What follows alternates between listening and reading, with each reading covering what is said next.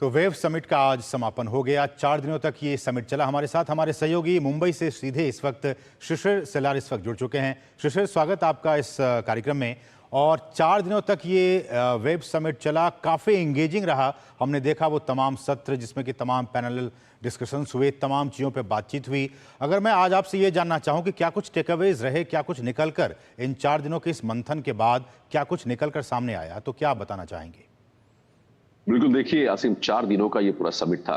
Summit का उद्देश्य ये था कि किस प्रकार से मीडिया एंड एंटरटेनमेंट इंडस्ट्री में फिल्मों के अलावा बाकी जो अन्य विधाएं हैं उनको किस प्रकार से भारत जो है उस पर काम करे।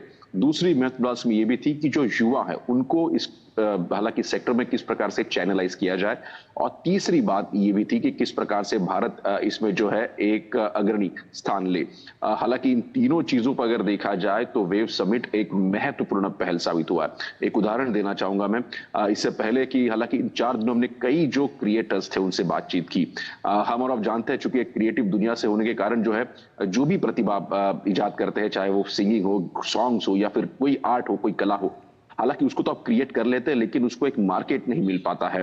आप अगर देखा जाए दर दर की ठोकरें जो ये क्रिएटर्स खाते हैं इन्वेस्टमेंट के जरिए या फिर एक प्लेटफॉर्म पाने के लिए।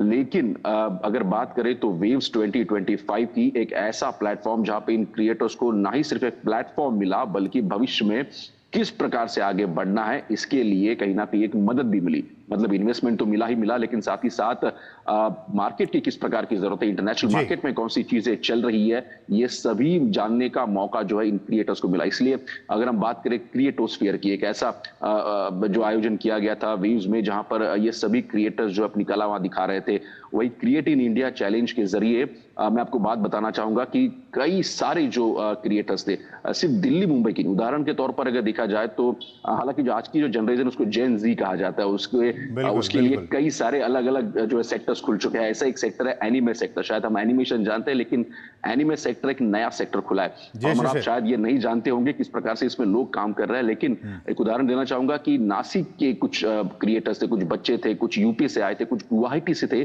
जिन्होंने ये जैपनीज टेक्नोलॉजी है, एक जैपनीज हम कह सकते हैं कला का एक माध्यम है जिसको इस प्रकार से ढाला है और सीखा है और नई क्रिएशन की है कि जो ठीक है, जैपनीज यहाँ पर शिशिर। इन्वेस्टर्स आए थे, जब उन्होंने देखा था वो भी इससे प्रभावित हुए। तो आप समझ सकते हैं कि एक बड़ा प्लेटफॉर्म जो है बिल्कुल, वेव बिल्कुल। के जरिए इन सभी क्रिएटर्स को मिला है। तो कह सकते हैं कि ये बहुत ही सक्सेसफुल रहा और सबकी निगाहें अब सेकेंड एडिशन पर होंगी, जो कि अगले साल होंगी। बहुत बहुत शुक्रिया शिशिर, इन तमाम ताज़ा अपडेट्स को हम तक मुंबई से पहुंचाने के लिए बहुत बहुत शुक्रिया।